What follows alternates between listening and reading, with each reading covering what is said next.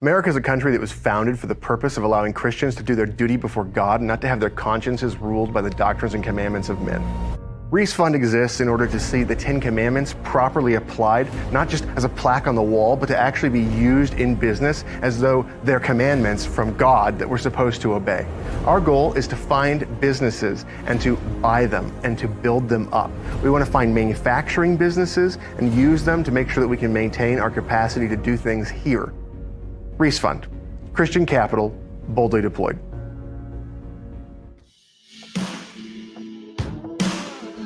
Hey y'all, welcome to Water Break. It's good to be with you. My voice is already cracking up because it's March Madness.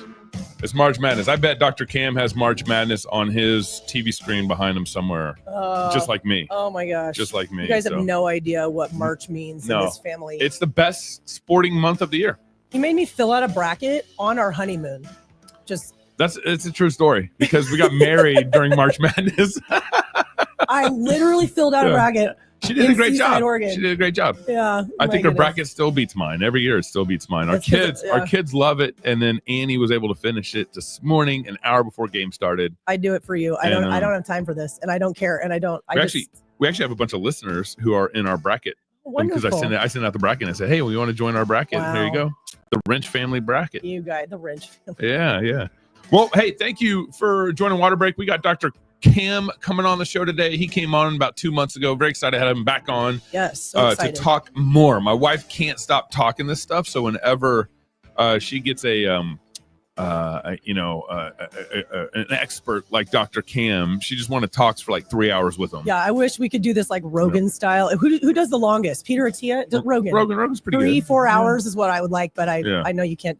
Dr. Cam, I don't think he would like that. I know he has places to go. If you want to be in conversation with us, please, you can email us at RenchMedia@gmail.com. That's RENCH, RenchMedia@gmail.com. Or you can follow me on Twitter, X, and Annie on Instagram and everything. And also, we rarely mention this, but you can also visit Annie's website, AnnieWrench.com for all the classes and everything that she hosts and everything and stuff that she does online too for you. So with that said, you got anything to say before we bring Dr. Cam in? Let's go. Let's go right into this. Let's bring Dr. Cam into the show. Hey, and Dr. Cam, thank you so much. It looks like you're covering the TV behind you and with brick because of March Madness going on. Something like that.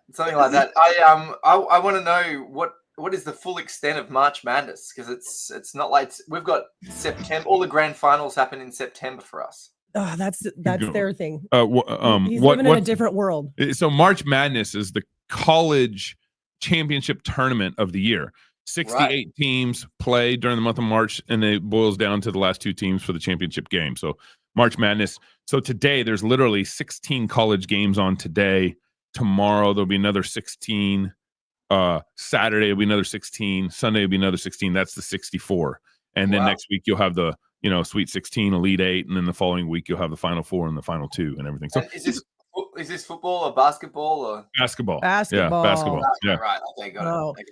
Gabe's like actual calendar year revolves around March. And I mean, he walked in with a big screen TV like 2 days ago. I mean, you just don't know what's going to happen. It was a business expense. You hear the games playing in the shower. He'll try to watch him while he's driving, which is very unsafe. I mean, it's not good. But we really, we're into it over here. So we introduced you last time, Dr. Cam, but we thought this time we'd let you introduce yourself to hit things that maybe we didn't hit last time and just kind of know more about you. Sure. Okay. I will. Firstly, what is it? Yeah. So let's go professional. Actually, no, I'm from a very small country town in this place called Gundagai in Australia, 2,000 people. Wow. Gundagai. Gundagai, it's called. Okay. Yeah. And then there's another place in Australia called Gunnedah, often confused with, and you'll know Miranda Kerr. Miranda Kerr is like supermodel. She's from Gunnedah, so people would often think, "Oh, you're from Gunnedah." It's like, unfortunately, not. I didn't know. We're ugly down here.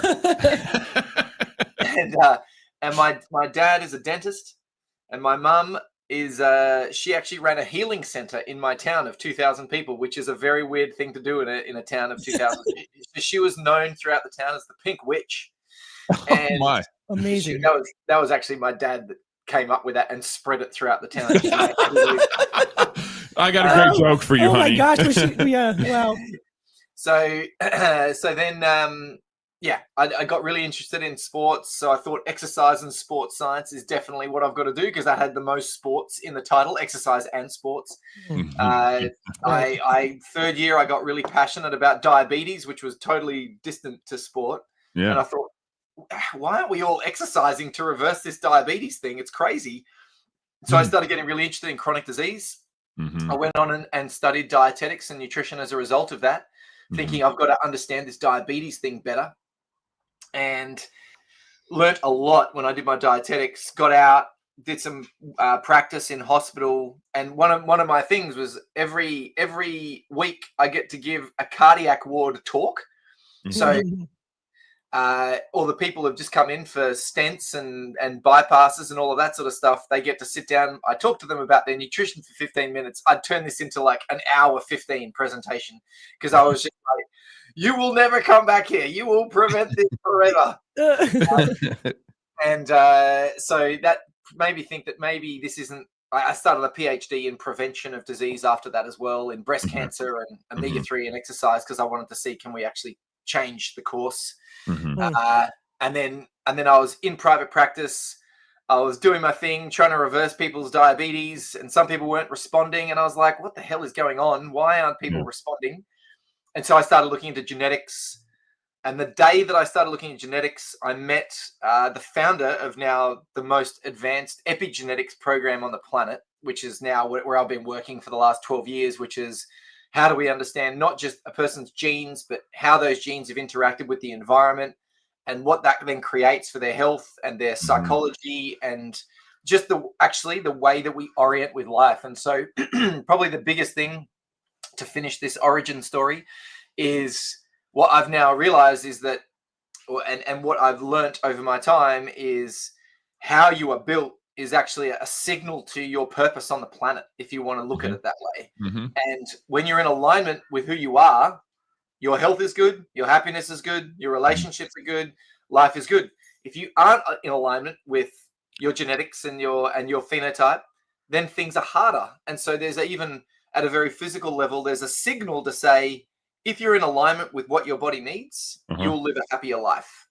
And you can extend that to a very advanced conversation in consciousness and all of that type of thing. Is like, is there actually a different purpose for each of us, and is there a signal in our biology for that? So it's gone from a very scientific background to a really fascinating philosophical conversation.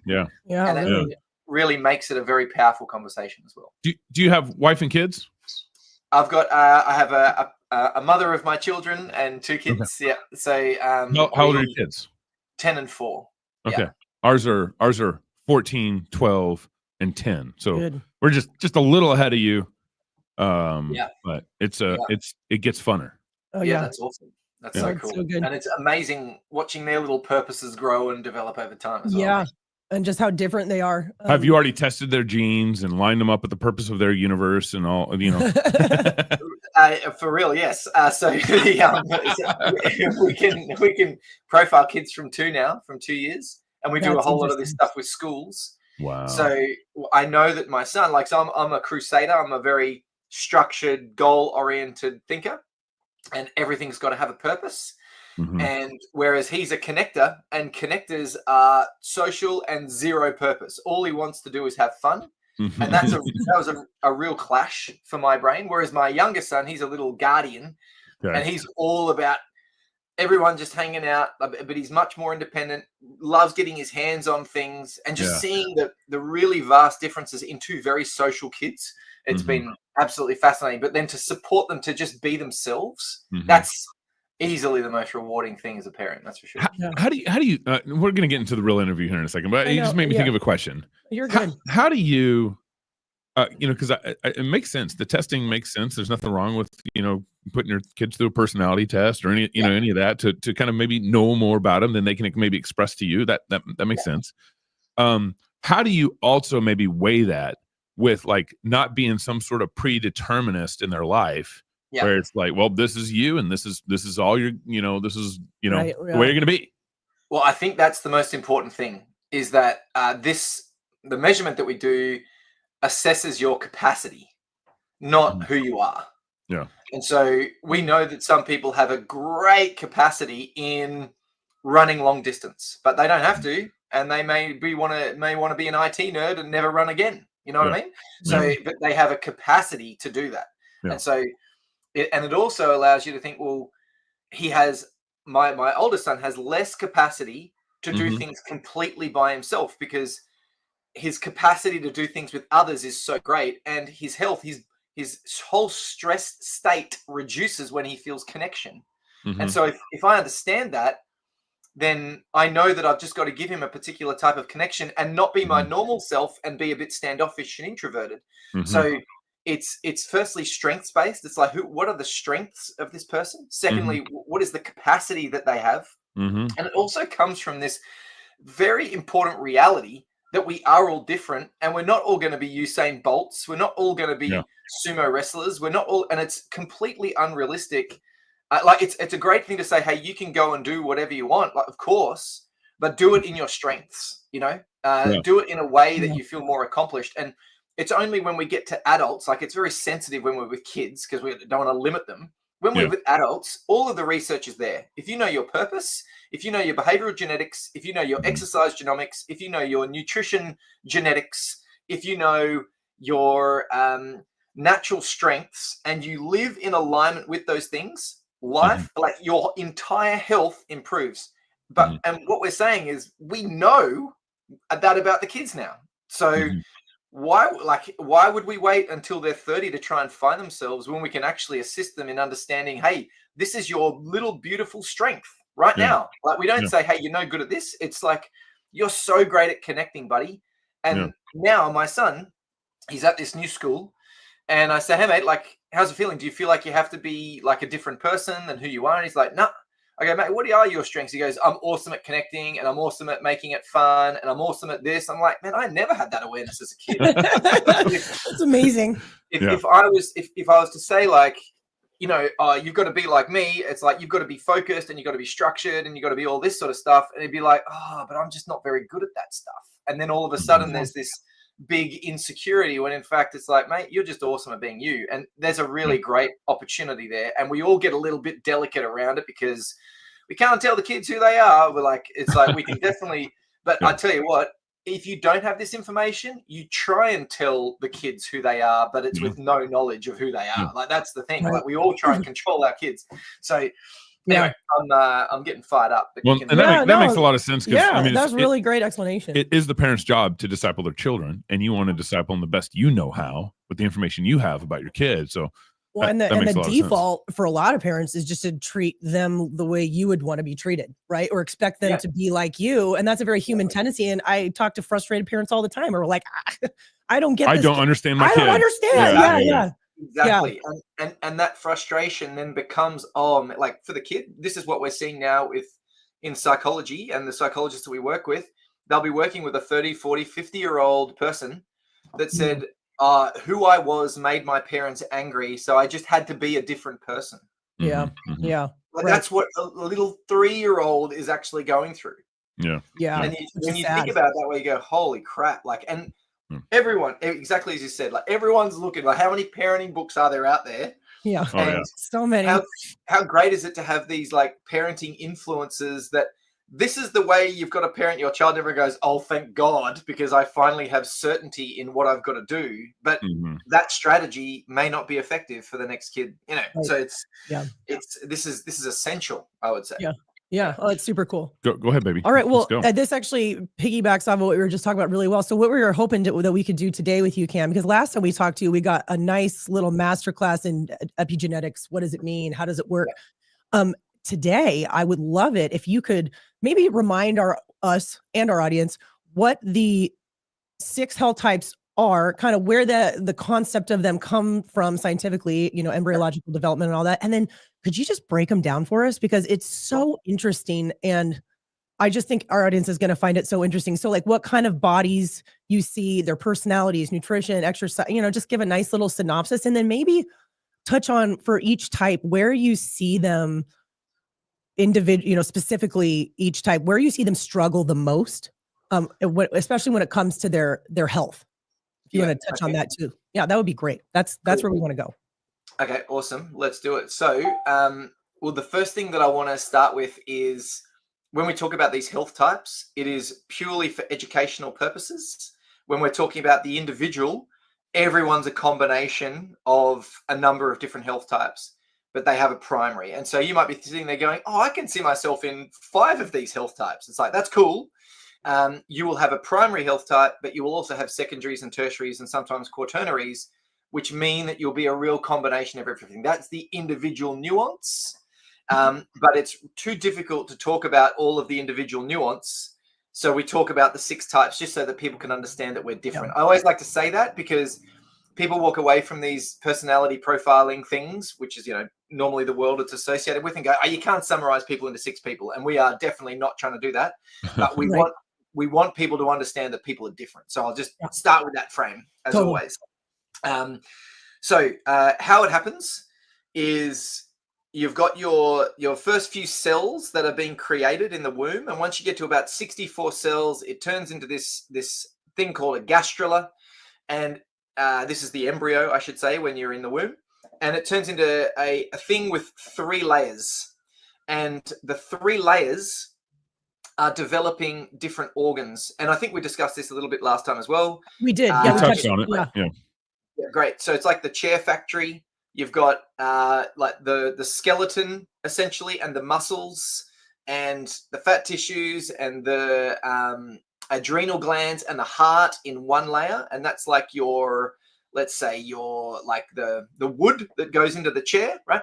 And then you've got the nervous system, which is in another layer, and that's like the leather that goes on the outside, the nervous system and the skin. It's like the leather of the outside of the chair. And then you've got the fluffy stuff like the liver, the kidneys, the thyroid, the pancreas. Sorry, not the kidneys, the thyroid, pancreas, liver, lungs, digestive tract. All of that is in a 3rd layer. So you've got different layers developing different organs, and it's like a factory. I'm going to put more investment in the leather.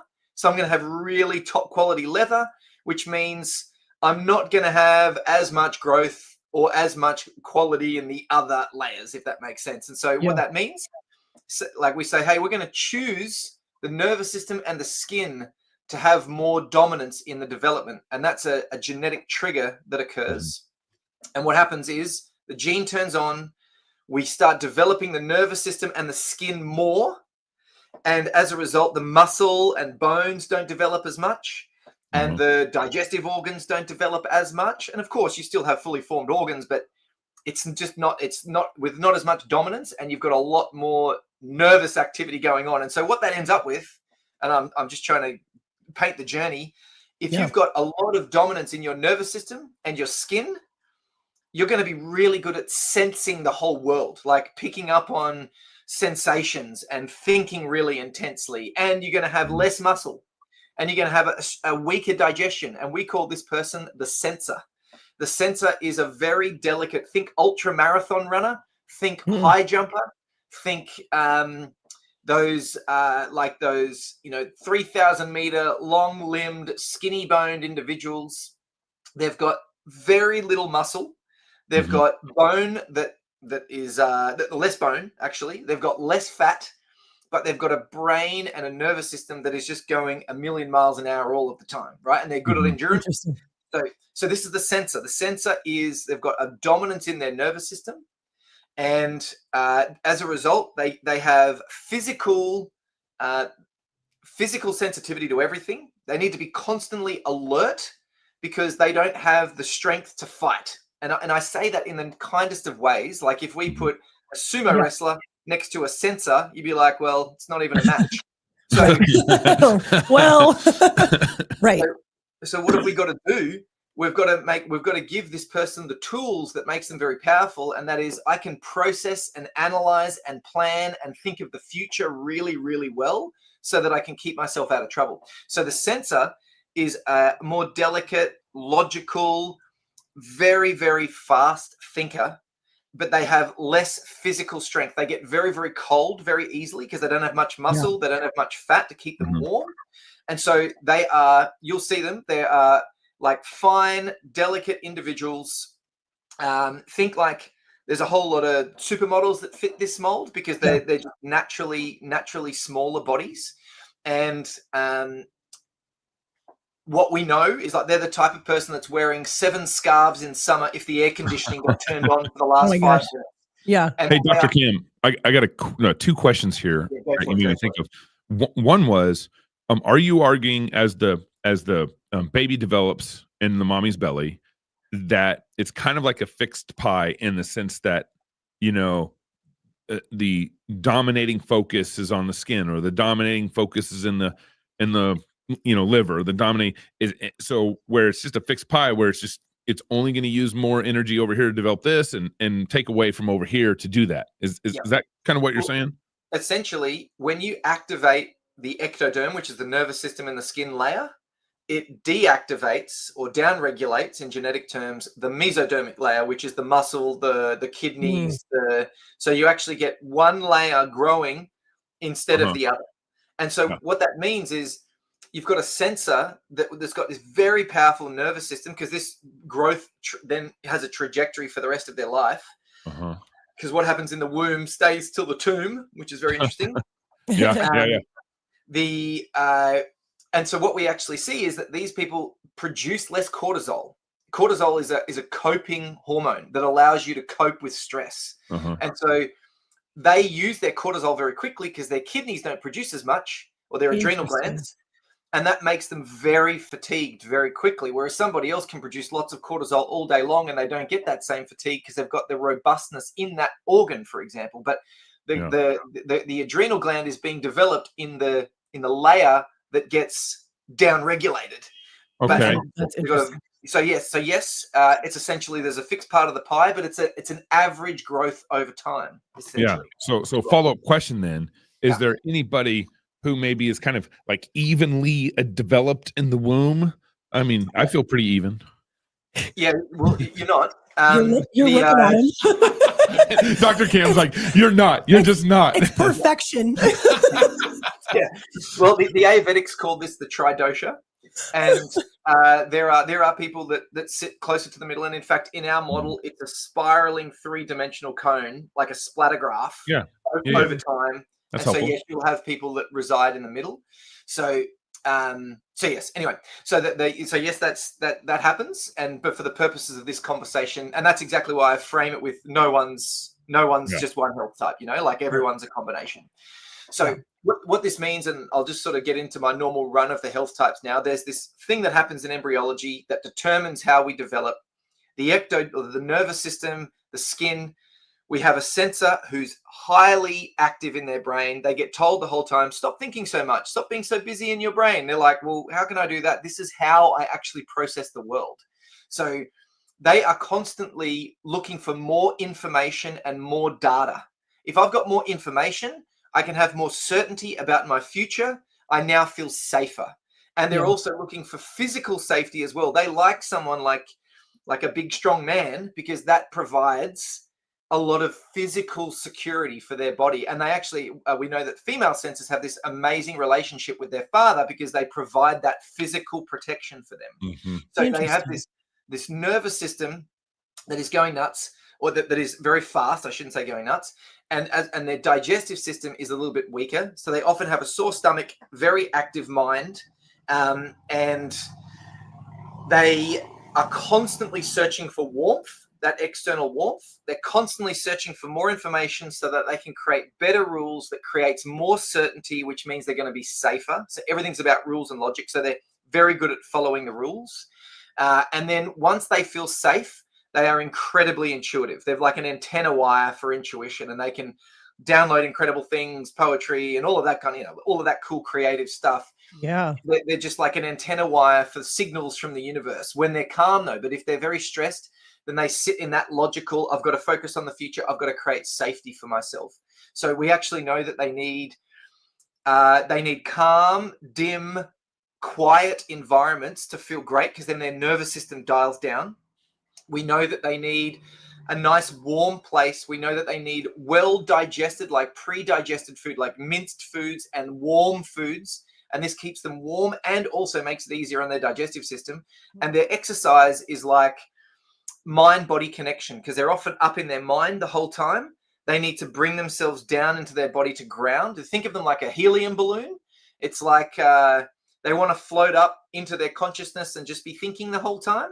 But that, if you spend too much time up there, it doesn't allow your tissues to stay on the ground. So you've got to eat regularly, and you've got to bring yourself down and ground and consolidate so that you can float back up again. I know that's very existential, but that's essentially like they're very creative in their mind, and they like being in their mind because that's where their safety is. Whereas yoga, Tai Chi, a philosophical, deep mind-body connection is very powerful for them. And not doing very intensive weights, it actually drains their nervous system, makes them very tired because it stimulates cortisol release. So they're actually, you'll see them in a dark, warm yoga room, sitting by themselves, not talking to anybody, because they're truly introverted. There's enough going on in their mind without any input. So that's the sensor, for example. That's the sensor. So Dr. Kim, we got I think 30 minutes left with you. I won't take that long on the other ones for sure. Yeah, you're good. You're good. I just wanted to honor your time, and we'd like to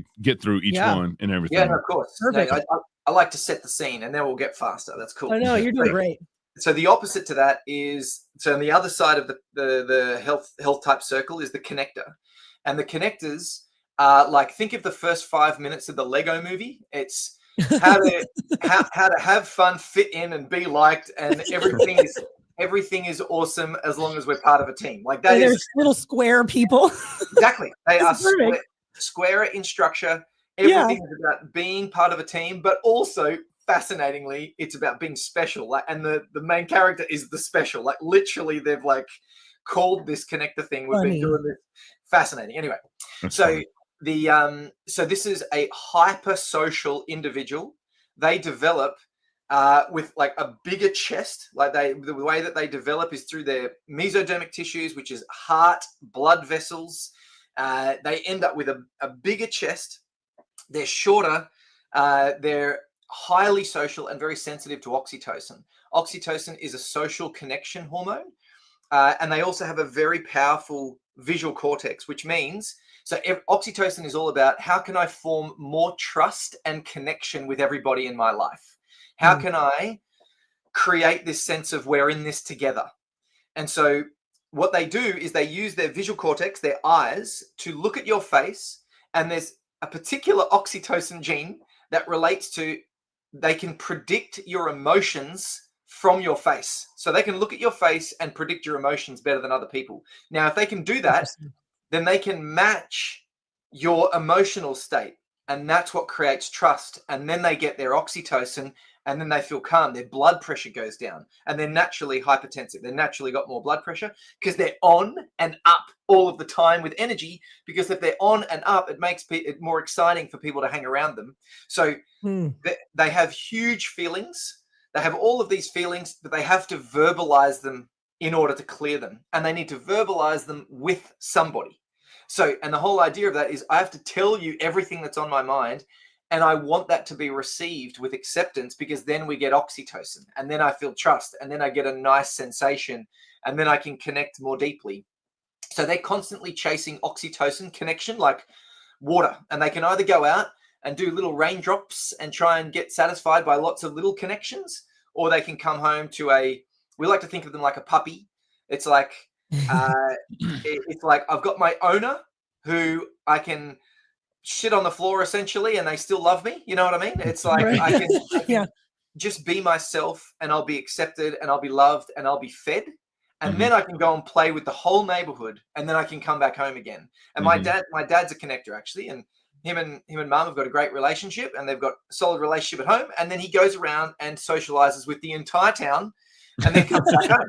Yeah. And so it's like, I want to be up, and they are true extroverts. If you sit them in a room by themselves, there's not much stuff that goes on in their brain. As soon as someone walks into the room, their brain lights up with activity. And so they truly get energy from being around people, whereas sensors get drained from being around people because it's cortisol requiring to stay on and up. So the whole sense of a connector is, I want to see friendly faces. I'm monitoring your faces to see that they're friendly. If they're not friendly, I've got to create more fun. I've got to match your state. And so you'll see that they're highly influenced by people around them because they just want to fit in. And they are true chameleons. So they can do any kind of exercise, like the perfect kind of training, like perfect kind of sport for them is CrossFit teams. It's like short, sharp, explosive teams. But really anything that involves people is great. I've seen female ultra marathon connectors, excuse me. And we go, oh, how's the training and the nutrition? Because it's really intensive. She goes, oh, it's pretty cool, just as long as we're all having fun together. Like she chose a job specifically because it was more in-person time, more connection time. Yeah. Rather less pay, but more connection makes her happier. So it's truly about how much oxytocin can I get. And they have a tendency to gain a little bit of weight, to have very stubborn weight. They can exercise 7 to 10 hours a week. Their nutrition is kind of more paleo. They do better with a paleo diet.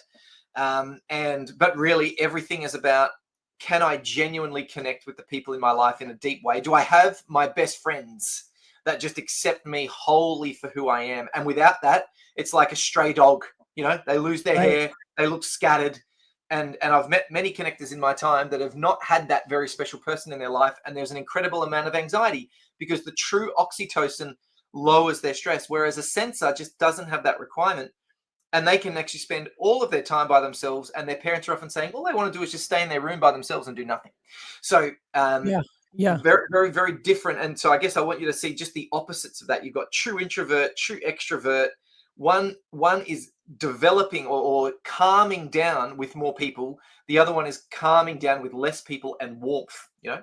So even the dim lighting for a sensor, you want sunlight for a connector because they just love the brightness and the happiness and they get visually stimulated by that.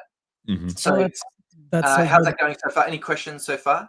No. I feel like I see a ton of connectors in the CrossFit scene because you're getting, they seem very physically adaptable to it. Like they tend to be strong. And they're all kind of short, right? You really don't see. They don't get above 178 centimeters or 5'10". In the males, and they don't get above 172 for females, which is like 5'8". So you cannot have tall connectors, and this is because the sex hormone that is released and the sensitivity in their femur actually shortens their femur growth during development. So even now in my kids, I can see they've got shorter femurs and they've got more of these tendencies, like more fiery, more impulsive, which comes along with that sex hormone function as well. Yeah. And plus you get that camaraderie, you know, and that it just makes a lot of sense. It makes a lot of sense why there's so many shorter CrossFitters just having a great time at 5 a.m, apparently. Totally. Absolutely. So, and so then we've got, the sensor and connector, then we have the activator. The activator is pure adrenaline and testosterone. So the way to think about it is for any given moment, in any given day, they release more adrenaline for a given excitement, and they're more sensitive to testosterone. And we think about those chemicals. Adrenaline is, I've got to take action right now. Adrenaline is for this next 30 seconds. And then the testosterone is, I want to do it first and I want to be in charge. So you've got a kid. I want you to think about this. You've had an adult who's now 40. Their whole life, they have released more adrenaline and they have got more competitiveness than another person next to them, right?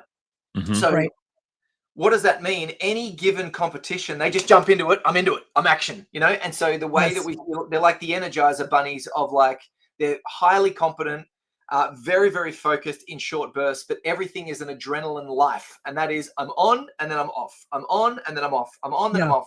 But what happens is that they get really excited by novelty. And so they go, oh, I want to do that. And someone goes, oh, hey, we've got this really cool thing over here too. Can you help manage that? And it's like, yeah, I can do that too. And it's like, oh, what about this? Can I do this? Oh, yeah, I can do that too. And then they end up with a list a mile long and then they're completely exhausted because they've just been on the whole time.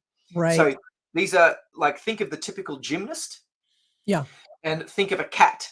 It's like, I'm on and I'm rubbing against your leg and now I'm off and I'm scratching your face. It's like, I am... That's a gymnast. That's a cat. I'm scratching your face. Or a gymnast. Apparently. We don't know that many gymnasts. No, they're dangerous. So and so what we know about their body, they're leaner than a connector. So connectors are square, but the activators are leaner and lighter. And so like Okay. this means that they've got less tolerance. So when you've got more mass, you've got more tolerance. When you've got less mass and you're leaner and you're sinewy, because this is the type of person that just looks athletic and pretty ripped the whole life. They're just smaller, compact bodies. Right. Less fat tissue, less tolerance. So now they've got fire and less tolerance. So they tell you exactly what's on their mind, exactly as they feel it, and they don't pull any punches. It's very cutting. And then they forget it because it's just adrenaline. Oh, that's gone now. It's out of my system. And then they go off, and then they come back like 2 days later, and the person's been sitting there thinking about it, going, oh, like, I want to talk to you about what you said 2 days ago. It's like, why would you bring that up again? It's like, it's done. It's over. Like, I've completely forgotten about it. I actually don't even remember what I said because it was just an adrenal response. So what we know about them is that they must move. They're very connected to their body. They're very athletic. And if they move their body, it blows off all of that excess adrenaline and it allows them to calm and be really balanced. So they need movement regularly. They need to be dancing, spontaneous movement. And in fact, they process things through the region of their brain that is governed by that governs spontaneous movement. So they're sitting here right now in a podcast and they're thinking, I just want to move to this. Like, that's what their brain says. I need to move. You think about that kid in class now, sit still, be quiet. It's like, but I just need to move and shout out because I've got adrenaline. And then they start questioning themselves about who am I? Why is this bad? Because school's not designed for this kind of kid. So it's hard for them. The way that it is right now. So they need regular high intensity movement. They shouldn't be doing marathon running. And if they are, they should be training for the marathon with sprint training. And so everything is on and off. And then when it comes to their food, they need a meal every 2 to 3 hours. Otherwise they get hangry. Yes. Because they have to rely on their cortisol rather than their adrenaline. Like, this is where it's slightly different, and they do better when they're not hangry, essentially. And then from a social perspective, they need adventure, they need fun, they need less detail. It's like, can we just get on with this now? Can we just do it? Like, let's just go. So they're very action oriented. They don't like what the sensors like. Sensors like planning because they like thinking about the future. Activators like, let's just have a crack and fail forward fast, because they don't mind making a mistake. So hypermobile, as in like they need to move intensely. They need to eat regularly. It's like action, rest, move, eat. And that's the rhythm that they need to be on regularly. And socially, it's like, I'm on the dance floor. I'm crushing the dance floor with my moves. And then I drop a smoke bomb and I leave and don't say goodbye to anybody because I'm over it now. It's like I am on and then I'm off. And parents can have a lot of trouble with this. Mothers have a bit of an identity crisis when they have kids because they're on and off. And now you can't be off because you've got this kid crying at you the whole time. And they start judging themselves because other parents seem to be able to do the on thing the whole time, just steadily. And they're like, no, I need like 20-minute parenting. Like, I'll parent for 20 minutes, then I'll have a break for 20 minutes. And then I'll come back and I'll be more fun again, rather than be chronically parenting for an hour and just hating it by the end of the hour. So they are early birds. They've got lots of energy in the morning. Things get harder for them in the evening. That is a really important dynamic to understand as well. So that's the activator. Does that help you understand? Oh, it's super good. Can I ask you a few questions about it? I have so many things about activators because I work in a gym setting and there's tons of them in there for all the reasons you just described. I've noticed the early bird thing. I've noticed the spontaneity thing. Like, they don't want to strategize. They don't want to plan ahead. They're just like, let's do it now. In fact, I have an activator friend who our gym's putting out a CrossFit competition. She loves CrossFit. And I was like, it's like in a month or something. And I was like, are you going to do the comp this year? Because she like won it last year. And she was like, I'll just see how I feel that week. And I was like, what? Like, if that was me, I would be like, as soon as I need to strategize, I need to think about it, I need to train right. And she's just like, I'll see how I feel. And I just like can't even believe a brain that works that way. So I'm just, I guess I'm affirming what you just said. Question: I see so many activators getting into marathon training, triathlon, Ironman, probably because they just have so much energy. They know they love to move, and that's a challenge, but they are riddled often with injury. And can you comment on that? Yeah. So what happens in their body when they're explosive, it's like, think of fire the whole way through their body. They have a fiery explosion and then they need to rest. That fiery explosion at a molecular level is oxidative stress. Okay. And that's like the reactive oxidative species. Like, it's essentially, anyway, for those people that I know what you mean. Yes. Yeah. So they have more of that. And that says, hey, there's been a stress in our body. And then when they recover, that stress signal says, okay, grow faster. So they recover really quickly. But what happens when you do chronic running? You're just exposed to lots and lots of oxidative stress, which then breaks down joints and leads to joint pain, essentially. Yeah, And so right. what we'll see with an activator doing triathlons or marathons, Mhm. the chronic nature of doing the same thing all of the time means that the same joints are getting oxidized, the same joints are getting broken down. And if you just change up their training and make them do some cross training, they immediately feel better because now that part of their body gets a bit of a rest. So if they do high intensity interval training, they can build up their VO2, what they need for a good fitness, but it does it in a way where it doesn't expose them to chronic stuff. So Right. they need to change their training up. They need to do shorter, sharper stuff, and they need to do limited high volume work. I've trained a number of activators to a marathon now, and we make them do maximum one long run a week, and then we give them every fourth week off. Everything else is sprint training throughout the week. Interesting. So really minimum effective dose on the mileage for them, because it's maximum intensity dose. That's actually what, like, you want them to be training at their peak, and you can't maintain that for long, but it gives them the change that they need, and it exposes them to the right amount of stress. Interesting. Yeah. Thanks for clarifying that. Yeah. So, and then we've got the Diplomat. The Diplomat's very different. So instead of adrenaline, they actually have less steroid production, less testosterone. They have less cortisol and less adrenaline. So they really don't like urgency. When you've got less of these chemicals, you don't like to be put into a state where you require those chemicals. Does that make sense? Totally. Mm-hmm. So if you've got less capacity to release adrenaline, then you'll hold on to it more sparingly. And these guys, as a result, this is the Diplomat, I like scheduling. I like to know where I'm going to be spending my energy. I like to know when I'm going to be spending that. I don't like to be rushed when I'm spending that. And all of this is related to serotonin as well. So it's related to the lesser of those chemicals, but also they're looking for a huge amount of serotonin. Serotonin is a chemical that says, I'm in the right place, doing the right thing in the right time. I feel really good and pleasured, essentially. And there's a really important relationship of your gut to your brain. If your gut is happy, you release serotonin in your gut. It signals to your brain to say everything's okay. And so the Diplomat has a very fine balance of serotonin. If they don't get enough serotonin, they go into pessimism and low motivation and rumination. It's like, I don't feel like I'm in the right place, therefore I'm not ready to take a risk. And so if you have lots of serotonin, you're ready to take risk. Activators have bucket loads of serotonin, unless they're chronically stressed. And then they start questioning themselves. So Diplomats are searching for serotonin. Serotonin comes when you finish a job, when you complete something well, when you enjoy a pleasurable experience, when you are cruising at a rhythm, you're getting things done, but you're not being rushed. This is very serotonergic. And this is, I'm calm, I'm steady, I'm happy, I've got pleasure. And so you talking about your CrossFit thing, it's like, great, I'm going to schedule my training to be ready for this competition over the next month. It's like, okay, now I know where I'm going to spend my energy. It's not this like weird, like chaos structure. I know how I'm going to spend my energy. This feels good.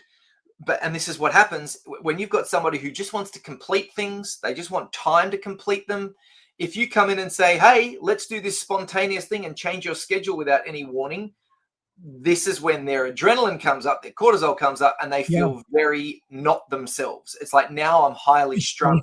Yeah. And I was pointing at my wife. You were describing me. Do not change the schedule. I like a plan. 100%. Exactly. And with the plan comes, if I complete this, I get my serotonin. A Diplomat's reward is at the end of a task. An activator's reward is at the start. So by starting, I get adrenaline because that's the unknown part of a task. But now that I'm 60% of the way through this task, it's boring because I understand what's going to happen now. I can see how it's going to play out. Whereas the Diplomat goes, this is my time to shine, this last 40% where I can be detail-oriented and complete this thing and make sure that it's done. And so what we know is that Diplomats need lots of serotonin, and that comes from having a decluttered house, a decluttered space. It comes from having lots of nature, because time in nature increases your serotonin and gives you more oxygenation and more energy, so that you don't have to rely on your adrenaline to provide energy. You can rely on the oxygenation, which is very important. So nature time and decluttering is essential. Ordering things, very important. And then the schedule and timing is very important. We see that if you make a diplomat stress out in the morning, they'll collapse in the afternoon with energy levels. And they should actually have very slow, calming, caring mornings where their partner is bringing them a cup of tea, not them going out and doing CrossFit training. We actually see that their cortisol goes up for the next 4 hours if they do morning training, whereas an activator, their cortisol goes back down to normal within 15 minutes after the training. So That's crazy. We see a huge stress being placed on the body. It's like, oh my God, I'm not meant to be up and active at this time. It's like my house is burning down. So that's a chronic stress. I need to be awake now all morning. And they think, yeah, I feel fine after my exercise because they've got this cortisol halo of like cortisol makes you feel good. It makes you feel numb to pain. Or so like, they go, oh, great, I feel really good. But they burn all their cortisol out and then they have none in the afternoon and they collapse. But that's actually when their productivity can really lift up if they use their energy well. Yeah, that's been a huge, we talked about this in our last show, but that's been huge for me. Every single thing that you just described, back when I used to, well, I still run, but I would run distance and I enjoyed it. And I literally, the way I would talk myself into a run when I didn't feel like it was like how good you feel right when you're done. And I always just thought that was a runner's high, you know, like, hey, a little, you know, but truly it was how good I felt when I completed, you know, check, done. Yeah. That's what got me to run. Like that was so motivating to me. And I could get myself to do just about anything because of how good it feels to finish it. So it's just really interesting to hear you just basically describe that. That's beautiful. And diplomats will thrive with one thing at a time. Activators will thrive with multiple things at a time. Like just, hey, I want to do this, a bit of that, a bit of this. Whereas a diplomat, it's like, once I've decided, I'm going and I'm going to commit my energy to that. And so from an exercise point of view, they do really well with slower, stronger strength. They do really well with like hiking for a long period of time, like long, heavy cardio or steady strength, but they're not as good at agility and changing direction really quickly because the ligament, their tendons and collagen is more flexible. So there's more mobility in their joints, which can actually compromise them. So we then have, from a food perspective, they actually need like 3 meals, but they can skip breakfast, heavy lunch, and a light dinner. Or moderate dinner, and it's having something like there so many diplomats go, I never feel like breakfast anyway, and you go, great. And it's the only person I'll say don't have breakfast to, but you've got to hyperhydrate. Like it's very, very important that you're hydrating if that's going to happen. So very different diet to the activator that needs their heaviest meal at night and regular meals throughout the day. And then so any questions on those two before I finish? No. That was just really great to hear a nice description of myself. Now, diplomats tend to be taller, correct? They can be, but they can also be shorter. Like so activators and connectors are definitely short. Everybody else can be whatever. So, but we will see the tallest people in crusaders and diplomats. And what I would say about diplomats is that they're highly considerate, highly fair. Like they really like to balance everything and take time on decisions, and that really brings a fairness and a consideration to everything. Yeah, you lost me on that one. You lost me on that one. I'm the queen of fairness. Love that. Oh my gosh, that's funny. Perfect. Great. Gold. And then we have the Guardian and the Crusader. So think, so the Crusader is like a racehorse. I've got dopamine, which is goal-oriented behavior. That's my target. That's where I'm going. And I have no energy for anything else outside of that. And so if they do have energy, but it's like all of my resources are going to go towards my mission. So Crusaders are often thinking about how can I take over the world? How can I achieve a big thing in my life? And that sets up a goal that enables them to just run on dopamine. Dopamine is like the ultimate painkiller. It's the ultimate, you feel pleasure in being in pain. You'll have a Crusader that just wants to do really, really hard things just because they don't feel like they've fully expressed themselves unless it's been hard. So dopamine means that I want to work 80 hours a week and then I still want my list of things to do on the weekend because if I'm sitting around doing nothing, it's a waste of time. I want to be in dopamine all of the time. I want to be in goal-oriented behavior and I'm just going to push until I get there. And it's like a racehorse. I've got my blinkers on. I've got my finish line. And I'm just going to keep running, and it doesn't matter what happens. I'm just going to get there.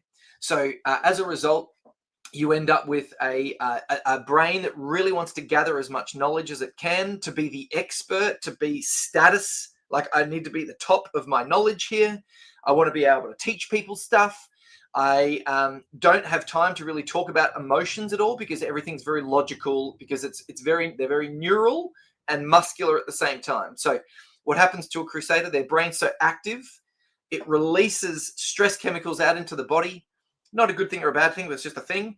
And it actually tightens their body up. So they're very stiff and rigid, both in their mind and their body. Very skeptical.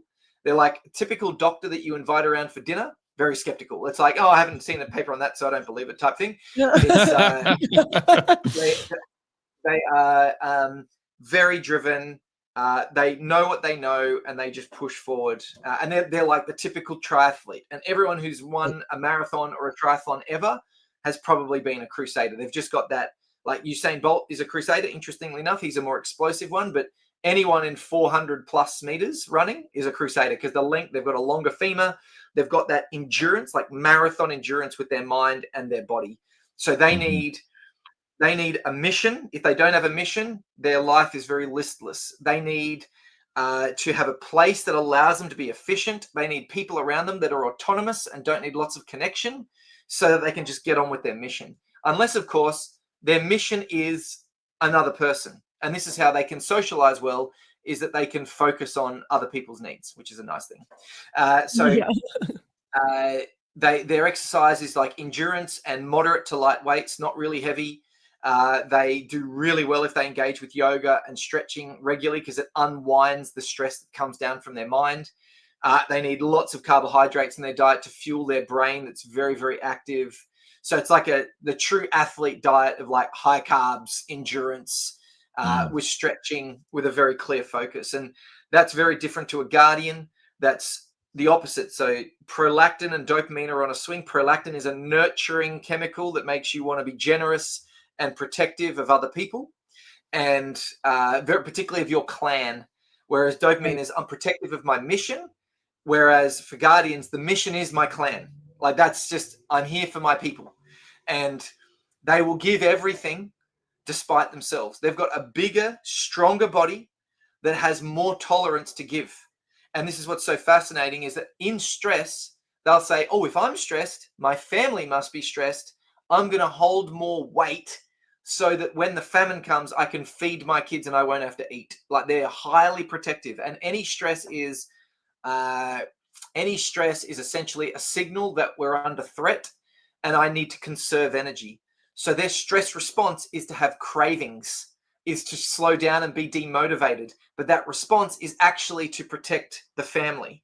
And this is where we have all of this mentality around people being overweight is really bad and shame on them.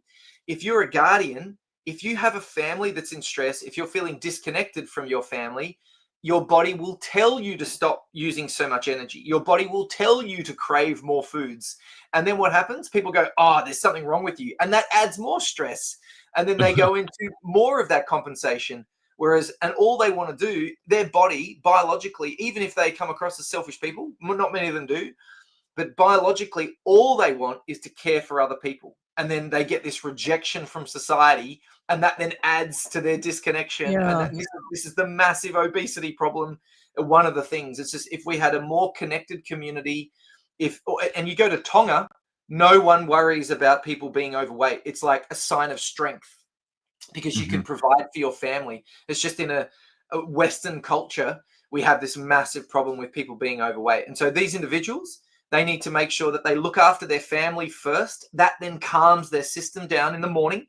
Then they need to have a very high plant-based diet with less meat and a very light dinner, 3 meals per day. They need to do long walking, like the army marching is magic, or they need to lift heavy weights as they get fitter and stronger. But they need virtually a plant-based diet. Whereas if you put that same plant-based diet on a sensor, they demineralize their bones and they lose muscle. Whereas a guardian, they are so good at holding mass that they don't need as much protein as somebody else. They have hormones that protects their muscles so powerfully. They need virtually just to look at a weight and they'll hold their muscle. So the protein is actually not as necessary for them, but everyone thinks that a high protein diet is appropriate, but that actually can cause trouble for their insulin and pancreas because they get overworked as a result of the very high protein. So this is where it sort of goes against that typical thing of I've just got to feel satisfied on low calories, when it's not. I want you to eat as much plant food as you can, but at the right time. But a lot of this all comes down to, do I feel like I'm really contributing to my family? Am I making a difference? So it's people over everything. And for Crusaders, it is mission over people. So two very different bodies there as well. That's very helpful, That's Dr. Cam. And we want to honor your good. time. Do you have any like last question, and then we'll let Dr. Cam go and finish the show? No, I think I'm good. That was you're very good at doing that synopsis, like equal time to each health type. And I'm sure our audience really appreciated this. I know everybody is different, but your descriptions, like we all know those people. It's just crazy. Or we are one of them. Yeah. So anyways, we really appreciate you taking the time to lay that all out for us. How can people follow you again, Dr. Cam? Yeah, I'll send the website through, but I think it's I have to get it to you. I know Shea Group / Dr. Cam McDonald. That's the one. Yes. And then LinkedIn, Dr. Cam McDonald. Yep, that's all good. But yes, no, I'm just excited to be able to talk about it with you guys. And probably the message that I would leave with everybody is just there's a regardless of all of that stuff, you have a natural impulse to be who you are. Mm-hmm. And that's going to vary for every single individual. Mm-hmm. The more that you can start listening to that, the clearer you'll get on what your life is about and why you do the things the way you do. The more that you can accept all of your impulses as just part of who you are, as a combination of what happened in the womb, but also what you've learned throughout your life. Like, the more that you can just understand that all of these things are happening subconsciously or outside of our conscious mind, but we are constantly trying to map to the people around us or to fit in or to be a certain person in our work. And my advice would be to just, with the stuff that we've spoken about today, think which parts really feel like me, which part felt validating for me to hear, and double down on that. Like Goggins always talks about double down on your weakness. It just so happens that Goggins is a Crusader and he doubles down on his dopamine. He says, I can go through anything. And he goes, I'm weak at this, so I'm going to use my Crusader strength of setting a goal and achieving it, even though I go through pain. And that information is not translatable to a diplomat, because that is not how their brain works, to double down on their on that same kind of principle. So whoever you're listening to, if it really resonates and you can feel like a validation, then go with that and look to find ways that you can accept how you naturally turn up. The more that you do that, the more in tune you become. But of course, we have the availability for you to be able to measure this now in about 20 minutes, and you just need a smartphone. So it's pretty cool. Love it. Yeah, because you have an app that helps people go through this called the Shea app, SHAE. That's right. Yeah, that people can log into. Yeah. Well, thank you. So, I mean, it's two episodes you've given us in the last several months. We really appreciate your time. Love the conversation. Love what you're doing, Annie. We just kind of actually been learning about this really the last kind of 4 months, 5 months, 6 months. Yeah, it's been recent. Yeah, it's been amazing and super helpful. Super helpful. Thanks for your time. So grateful, guys. And if I can come back anytime, I'd love to. Love it. I'm sure we'll be in touch. Oh yeah, we will. All right. Thank you so much, Dr. Cam. Yeah. This is thinking about everything that Dr. Cam was kind of talking about, and you were frantically writing notes down. Yeah, I got a whole notes besides watching my game. Yeah. Besides watching my game. Have you told the audience yet that you're watching? I'm watching March Madness. He's watching Gonzaga play. Yeah, McNeese won by 2 points. Good upset. Gonzaga's winning. So, anyways, should not. Here's a couple things that I was thinking about. First of all, it's just when you hear someone kind of try to make connections between certain genes in your body or certain chemicals, dopamine or certain things like that, and it just makes you think, man, the body's cool. The science is amazing. It's God so complex. Yeah, and God built the world in such a cool way. And you do look at, like, you just look within the US, how many different kinds of bodies and shapes and sizes and personalities there are. But then you even go bigger and you look all over the world. Like, it's amazing. Like, there's definitely something going. We're not all the same. And we're never going to be. Well, it's interesting to hear him talk about obesity. how he kind of downplayed it a little bit. I'd love to talk to him more about that. I've heard him talk more on that. I think he would very openly say, hey, there's a healthy version of your body and an unhealthy version of your body, but somebody's just bigger. Yeah, right. And like they're never going to be. And we call that person obese. Yeah. And it's like, or even if they're, we might call them obese based off of our like a BMI or something, which is dumb. Which it is kind of dumb because I mean, what's going on inside really matters. But even if that's not going on, like the pinup body, especially for women, the pit is a supermodel body, which I mean, just you're born without or you're not. So I think that's his point. He's like, and I agree with him on that. Like, and I think the Guardian, that's but the biggest, strongest body. That's the last type he talked about. Yep. They are the most Crusader was the last one he talked about. I think he actually ended up Guardian. Guardian. Okay. Yeah.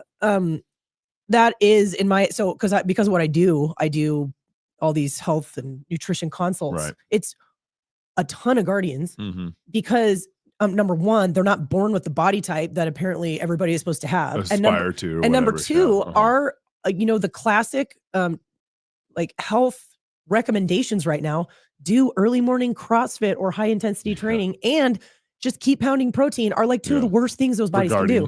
So it's like they're doing all the things and it has done nothing but make them even more stressed out. And when those people's bodies stress out, they gain weight. They really do.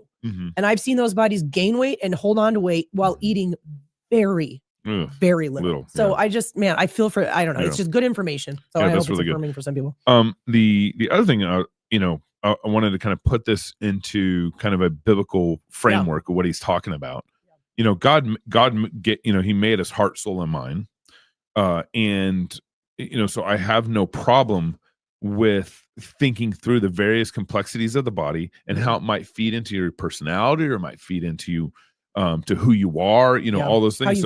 How you feel, all that stuff. So it's interesting starting with the genes and mapping that out to maybe your personality or to maybe your tendencies or to maybe, kind of your drive and what you should be doing in life. Tendencies is a good way to put it, probably. Yeah. Yeah. It just puts because most people know what they're like, I have a tendency towards overthinking, or I've always had a tendency towards doing really hard things, or I've always had a tendency of not wanting to get up really early. Yeah, this just, it science-fies it, just gives a reason. Oh, here's why. Yeah. And I think this emphasizes that each detail in how God created you matters. The molecules. I mean, he intentionally created certain molecules in your body, certain genes in your body, your certain muscle structure, chemicals, testosterone, he did that intentionally. And of course that's going to inform who you are. Yeah. Because I don't want to just put this, I like the scientific framework that he's sorting through and trying to make the connections to who you are and that kind of thing. I think that's very helpful. But it only really is helpful if you know the intentionality of the creator. Yeah. Because then you can get all sorts of wonky from there. I think it's also in this. I think it's fine to think in terms of categories.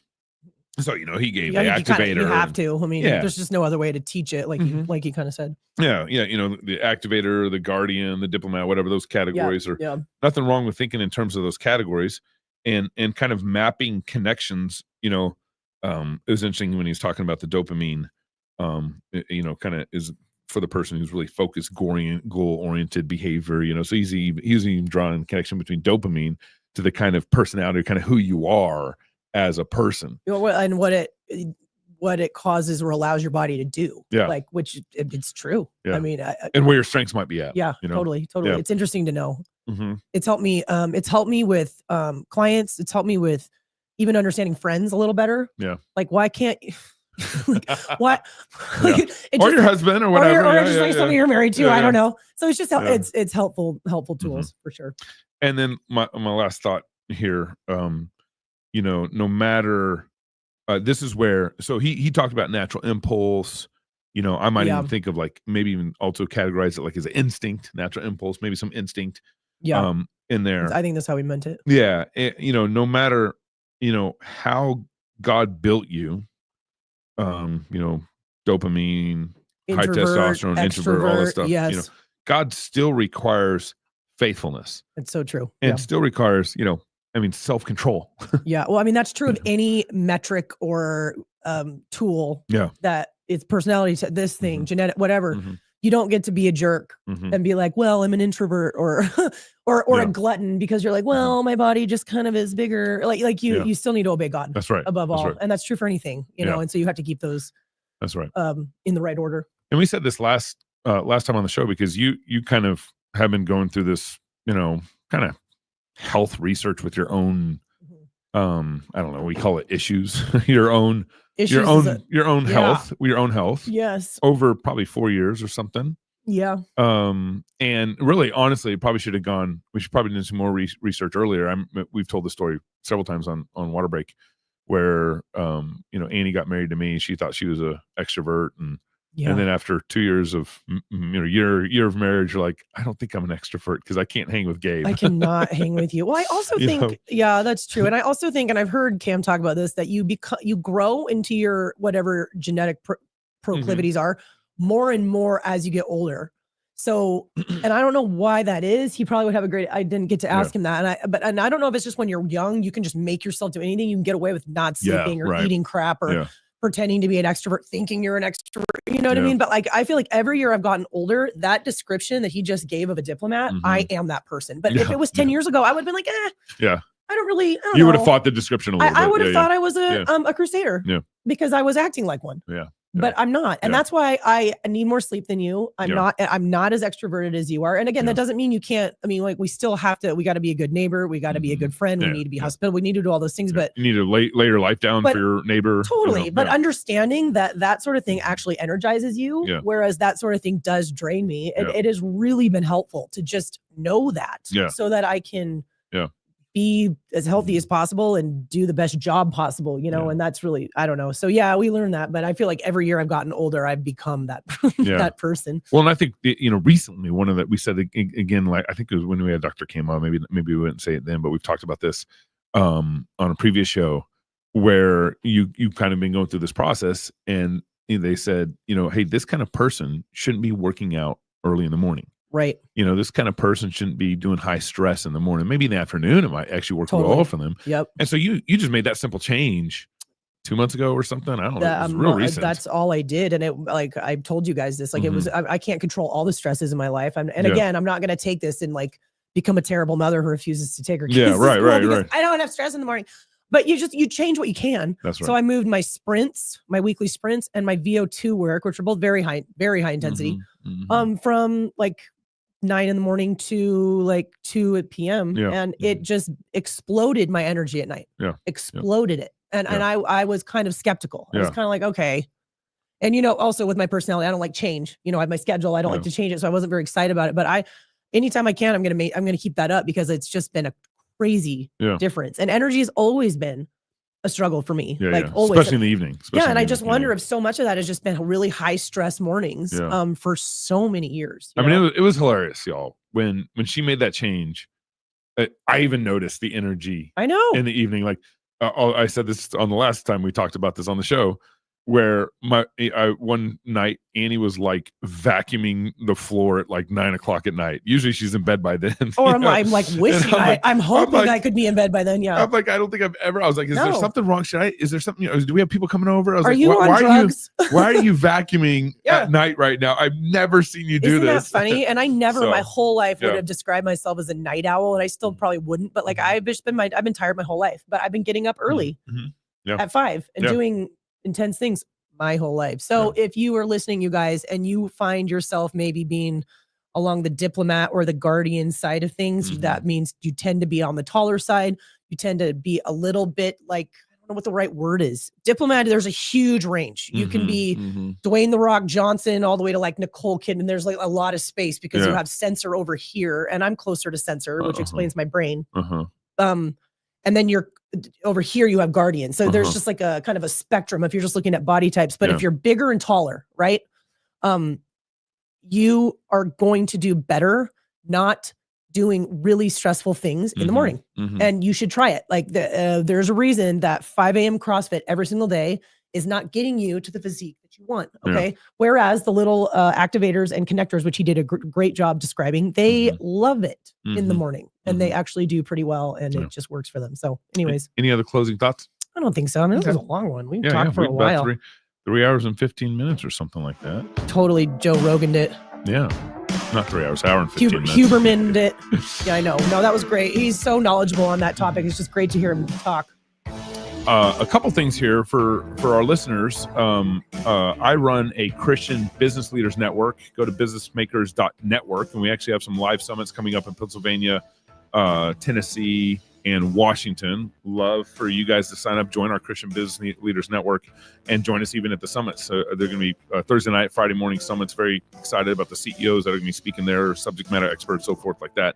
Yeah. And then secondly, is if you guys are able to support our network, go to fightlaughfeast.com and become a pub member and join up. And we also have kind of a community pub group too for getting to know other pub members that support us and everything. Again, if you want to be following us or emailing us or in a conversation with us, go to wrenchmedia@gmail.com. Follow Annie on Instagram, me on X, and we'll look forward to seeing you next week. We've got another good interview. Another interview next week. Yeah. Get excited, you guys. Thank you. Yeah. Thanks for listening. See you next week. week. What if you could join a network of business leaders who share your Christian values, who reject the separation of faith and business, and who have a fierce vision for success? Welcome to Business Makers Network, a network that strives to create community, build intellectual wealth and practical business knowledge, and grow thriving businesses for the kingdom. We're not just another business network. We are a community of unapologetic Christian leaders who understand that success in business blesses our customers, blesses our families and employees, and in the end drives greater profits. All of Christ for all our business efforts as we aim to take the talents God has given us and turn them into 30, 60, and 100-fold. With a combined net worth already exceeding $1 billion in committed memberships, our members are reshaping the business landscape while staying true to our Christian values and taking dominion in the lanes God has paid for us. As a member, you'll gain exclusive access to our Business Makers Network app, discounts to live workshop events, network calls with key influencers, access to like-minded Christian business leaders, a pool of hands-on intellectual wealth and practical business knowledge, mentorship and menteeship programs. We will be rolling those out over the coming year. Read-only access for the tier above you for educational purposes. Invitations to our annual corporate partner dinner. Networking events at the Fight Laugh Feast conference. We offer membership tiers designed to match your business journey. From our exclusive Double Diamond level for industry titans, to our green membership for promising startups, to our MVP tier that is looking for a community of Christian like-minded business leaders. There's a place for every serious business leader in our community. Your network is your net worth. Join Business Makers today and become a part of a movement that is changing the face of Christian business leadership.